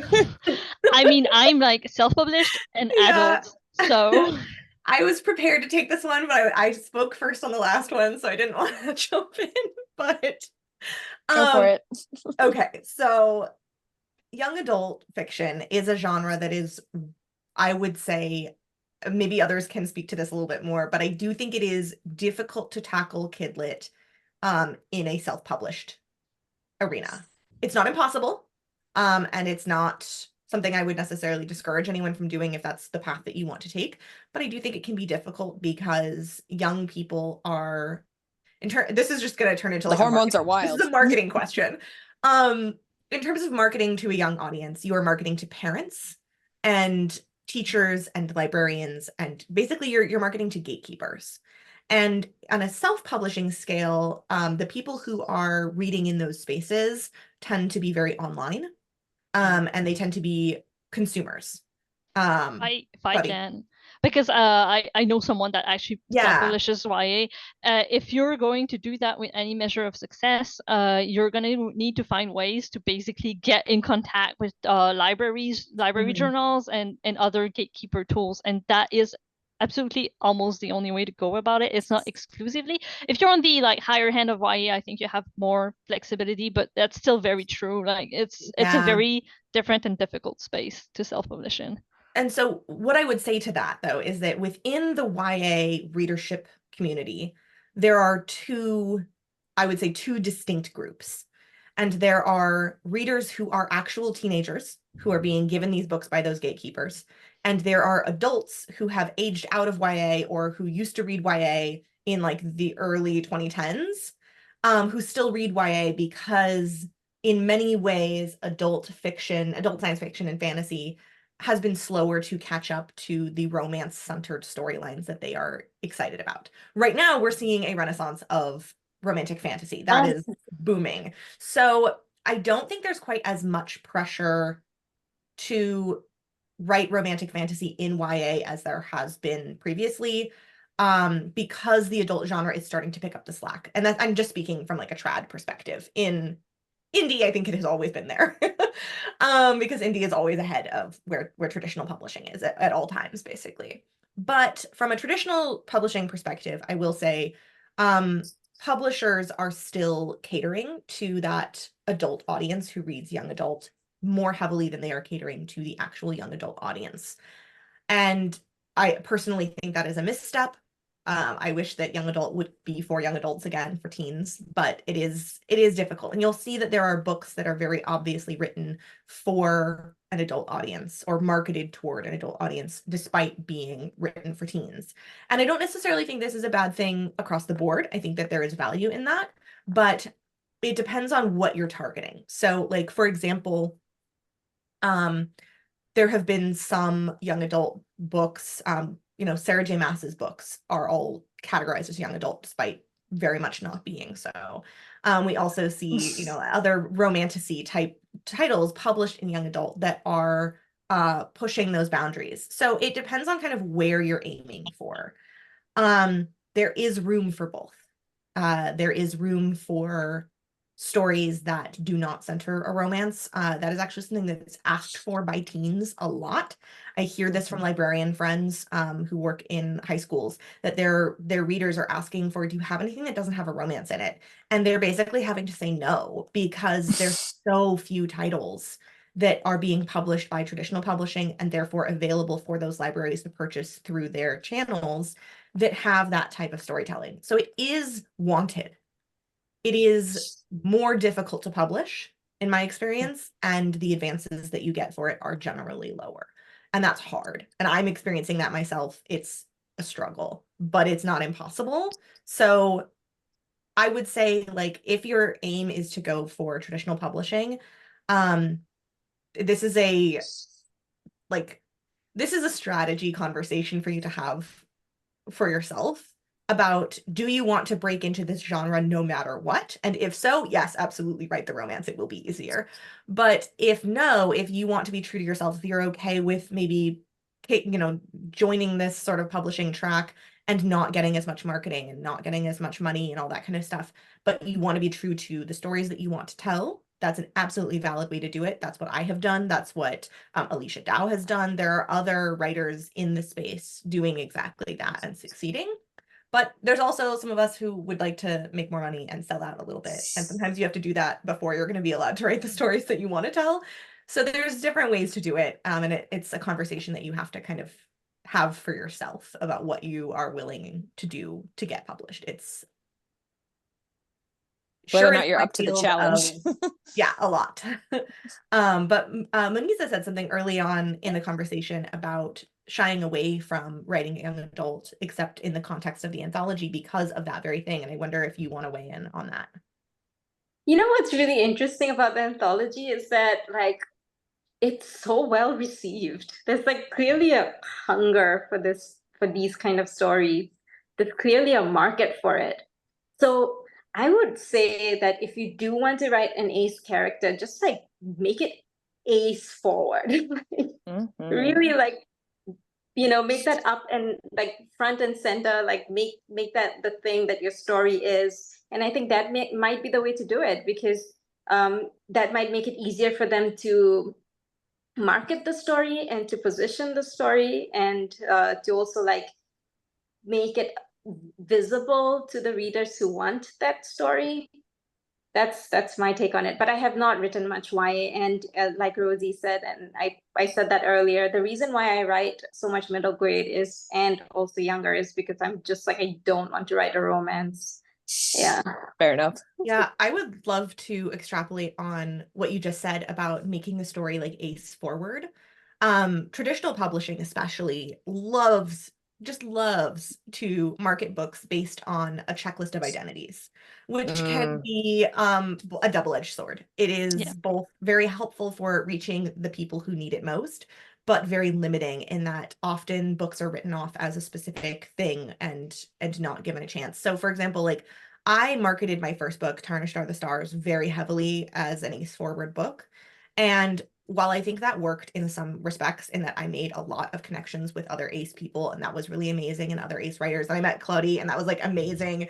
You know, I've made so many really amazing friends through that process, and I don't regret it, but I do wonder about the path not taken. That story is a lot more than just about an asexual character. That's one of the three main characters, and there's a lot of other stuff going on in the story. And I wonder to some extent what would have happened if my publisher had marketed it more as like a steampunk adventure novel about found family and you know, healthcare and stuff like that. Like what would have happened if they had marketed it the way they market straight books? You know, that are that like those aloe straight books. Like what would have happened? Would I have a larger readership? Would I have made more money? Would I have, you know, a stronger foothold in publishing? I don't know. And I'm having these conversations with a lot of other authors right now whose debut books they marketed as specifically identity forward and are now regretting having done that, because it has put them in a specific kind of hold them in that they are now the person who writes about disabled characters, and so they have to always write that. Or a friend who's a couple of their books are all about diabetic characters, and now they are being seen as like an expert on diabetes. And diabetic writer. Yeah, well, like people only want to talk to them about that. And I will say, like, I'm very grateful to be here, and this is not meant as a knock on like this panel or anything like that, but I am more often than not asked to be on panels about asexuality and aromanticism, and very, you know, less am I asked to be on panels about fantasy or about science fiction or, you know, anything like that. And so I do think that it can, in some ways, for better or worse, pigeonhole you a little bit into a specific niche. And I don't think that's always a bad thing. I'm very happy with where I'm at. I'm not mad at it, but I do wonder there's other space there too. So it's a strategy conversation that you have to have with yourself about what kind of career you want. It's also like, I just want to say, this is not only a traditional problem. The only way I get any sort of traction with any sort of online space is through identities. And if there had been more Ace and Arrow like characters in 2016-17, I don't think I would have sold a single book. Like most indies, it's just like, it's very hard to get started, but I got started because of that, because people were making lists and there were not enough traditionally published book with Ace characters to fill the list, so they had to rely on indies. And if that had not been a thing, I don't think I would be half the where I am right now. It's a very strange space to be in, because like when people talk about my books, they rarely talk about anything else but the identities, and it's I'm kind of fine with it, but also sometimes I want to talk about the board games. Yeah, Yeah, I think fair it's enough. definitely like it's such a double-edged sword, you know? Yeah. It's like you get celebrated for a thing that is really key and close to your heart, but you also get like overlooked for other things. Like I talk to people about this all the time in traditional publishing, at least, that like their books will get honored for the identities, but never does anyone ever say like this book is really well written or this book has really cool world building. Like they never say any of that stuff. It's always just like this character is ace, and it's like that's a neutral statement. Like that is a fact. That is not a compliment. Yeah. Oh, Yeah, it can be God. disappointing. And it's not that the books are not poorly written. The books have great world building. It's just that people really want to do this identity forward marketing. And I think that it can work in some spaces, but it also, if it's the only kind of marketing that you're doing, or if it's the only kind of discussion that you're having, it can be very limiting. So I think it's such a unique, like person to person kind of like what sort of place do you want to fill in the market? What sort of place do you want to fill in the conversation? No, I mean, I completely get where you're coming Yeah. from. Like, also, like just as someone who's South Asian as well, like, you know, I do feel like that's the that's the story they want from me, something about South Asian pain. And Yeah. if I want to tell a story that's about a kid who happens to be South Asian, but then it's not about their identity or their suffering in some way, then there's no interest, which is very, very awful. Like really, again, it's kind of like dehumanizing. Yeah. You get that Yeah. like, but why do they have to be like, and it's like, because Yeah. like, would you ask that about a white character? Like, Yeah. what? Exactly. Yeah. Exactly. It's awful. Yep. Yeah. What a That horrible way is to end it. Anyway, publishing. yeah, publishing is a real mess. I will add that if you do decide the self-publishing route, which is a lot harder for YA, or even if you just want to hire an editor before you start looking for an agent, just to make sure your book is in like the best possible position, that it's your decision who you work with at that point. You can Yeah. absolutely find editors like Cough Jade over here does developmental editing, who will not try to push a romance story on you. And that's your business decision and your dollars that you're spending. You have every right to decide who you're working with and to refuse to work with someone if they tell you they're going to try to push a romance onto your story. I will also add, just like from an editor perspective, like I know that like there are many different philosophies, but like my philosophy from an editorial perspective is that it is not your editor's job to tell you what to do. It is your editor's job to tell you what isn't working and give you let options. you figure out how to fix it. Like Yeah. they can be a sounding board, they can brainstorm with you, they can give suggestions, but it is not their job to dictate what you do. And that's both on the, like, if your book has been purchased by a traditional publisher and your editor tells you to do something, you don't have to do it. You can say no. Like there is this weird myth that goes around every once in a while that like if you sell your book to a traditional publisher, they can make changes without your consent, or that like they will force you to do certain things. That is only true in a work for hire situation. So like if you're writing a book for a property. So like I wrote the book for the Life is Strange video game series. And yeah, like if you're that, writing a Star Wars book or something yeah, in or a if you're writing a Star Wars franchise. book or something. Yeah. And it's like I just recently wrote a book for Firefly and they were like, Sure. no, you can't make them gay because they weren't gay in the show. And I was like, but were they? You know, stuff like that. So when someone else owns the intellectual property, they can dictate some terms, but if it's for your own book, generally I've seen people refuse to make certain changes and go and find different editors who are like, okay, I know you want to do this. Average stories will have this kind of pattern, but I see you want to do this. Let's take these points and build what you want. Yeah. The one that gets referenced a lot, I think, and the reason why people tend to think this is, and I might be incorrect about this, but I'm pretty sure that the Vampire Diaries, the author of the Vampire Diaries, I believe, was hired to write the project, and that it was something that was created by a packaging company, I believe. I might be wrong about that. Actually makes I think sense. you're right. I think I've heard this. It Either was to the Vampire capitalize on the Diaries. Twilight trend. Yeah, Because I've it's seen either the Vampire LJ Diaries Smith, or it's yeah. Pretty Little Liars, and I can't remember which one it is, but I think it's the Vampire Diaries. I But think it's you're right packaged. on that. And I believe that the author at a certain point kind of stopped wanting to do it a specific way, and then their name was taken off the covers from there on out. I And remember so something you like that. see like later books in the series and they don't have the author's name, or it's a different writer, but they still use that author's name as a pen name, and so like there's a shift a little bit. And that's the kind of thing that you hear about, that people are like, wow, well, traditional publishing is bad, publishers are terrible, they're going to force you to do something that's no, that author entered into that contract purposefully, and like that's the only time when that sort of thing can happen. Usually it is contractually, like the publisher cannot make changes without your consent. If they do, you can they're actually gonna be withdraw your book if they want to do something Yes. like that. Yes. It's your decision. It's just they might Ghostwriting is different ask though. for it, and then if you say no, you might need to just shop more. Because I know I know Nicole Corner states that were Archivist Swap and Firebreak, which are both novels that have like very implied ace characters and no romance, and she has talked extensively about how hard it was to publish those. So it's hard, but it is your decision, and if you don't want to write the romance, you never have to, basically. Yep. Yeah, absolutely. So we are at 2 minutes to time. There were a couple more questions in the chat, so we have two options. The first option is we can just wrap up, and hopefully we will be able to have another opportunity to discuss this further, because clearly there's definitely lots room more to say for a sequel panel. Or we can take a like 5-minute break to go to the bathroom and such, and then reconvene for another 15 or so minutes to answer the last two questions. How is everyone feeling?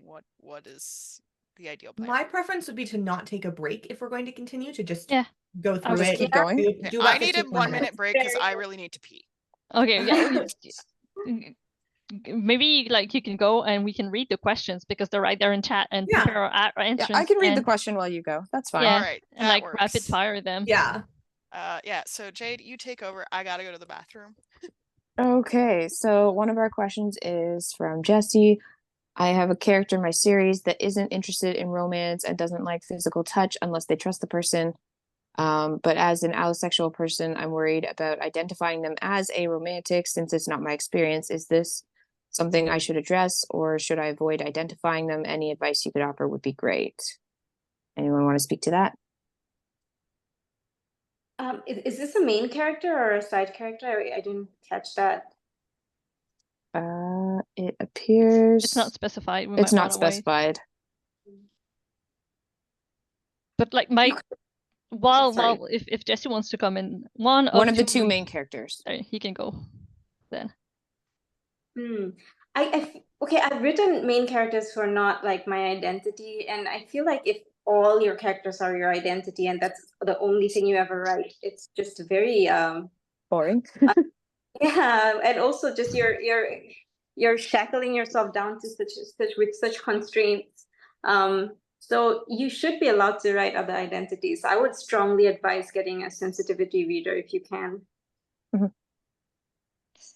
I would say like pick either you make them aromantic and then you can research and like make it very much part of how they relate to the world, or you just don't specify and let it be an experience, because I'm pretty sure that's an experience that exists for people that don't identify with the community, and you will have readers that are like, yeah, that reads like Arrow, but you don't need to have made it that. Like you can kind of just stop halfway, because some experiences are shared. It's just if you decide to go for it, make sure you do it right. If you use the term outside, like in marketing and stuff, you have to have done the work beforehand. Basically. And if you're gonna market it, I would suggest getting a sensitivity reader. It's basically, if you go for it for real. Don't half-ass it. But you can absolutely do that even if it's not your identity. It's just make sure you've done the work ahead of time.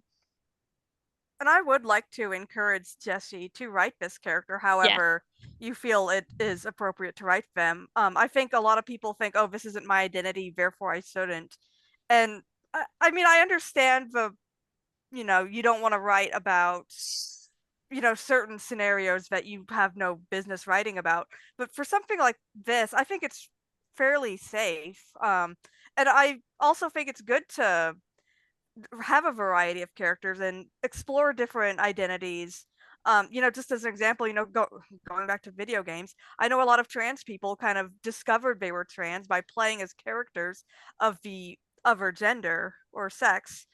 And I think that there's a lot of power in writing characters who aren't your identity for that reason. You discover even new things about yourself sometimes.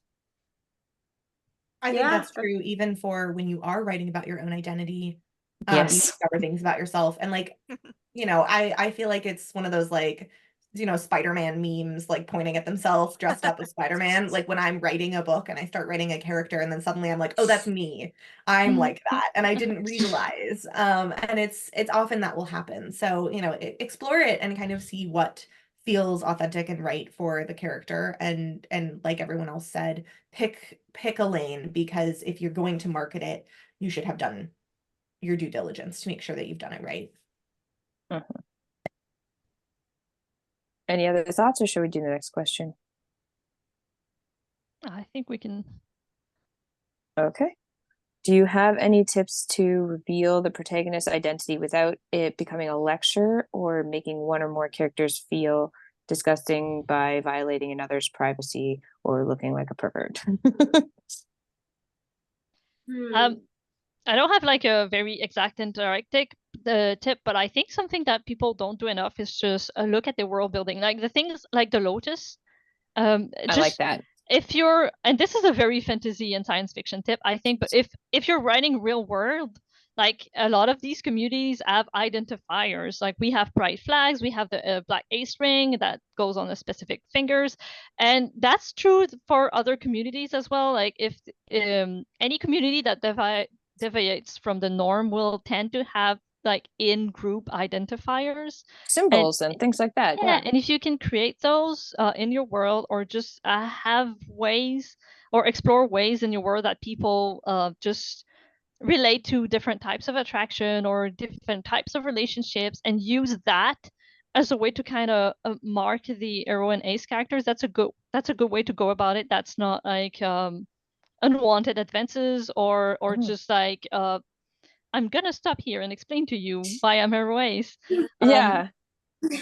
Also, sometimes just talking about how they discovered it when it's not. I have Awakening has I mean, this is the one that has a very aspec welcoming world building, but because of that, all of these like frictions don't really exist. So the process of questioning and discovery for yourself is very different if you remove like the systems of oppression quite a lot. And what I did is basically A works at a place where it's where the romantic people go to have a night together because they don't live together. They're not prioritized to as a couple is not like the most important thing. And basically working them there and seeing them interact is how A was like, that's not really for me. And that's the way I did it that time, because I couldn't rely on just like they feel different, because it doesn't. It's just kind of the norm actually. Something that I guess might be, worth kind of in considering it with the question of like revealing the protagonist's identity. I think the question is are you revealing the character's identity to themselves or to the reader? Because if this is a coming out story, a story of the character discovering their identity, then there's a very different connotation to that than if this is about coming out to someone else. Different tone too. Yeah, very different tone. And something that I like to do, and for better or worse, is I really like to have like very affirming conversations for the characters. I really like for them to get to talk to somebody else where the other person like gives them a big thumbs up about their identity, probably for reasons that are very personal and specific. That's fine. But I do think that like that can be really powerful if, you know, you want to have a character come out to another character, and rather than having that character like ask them really like invasive questions, have that character respect and honor what they're sharing and be grateful for that. And then that character then may feel welcome to share more.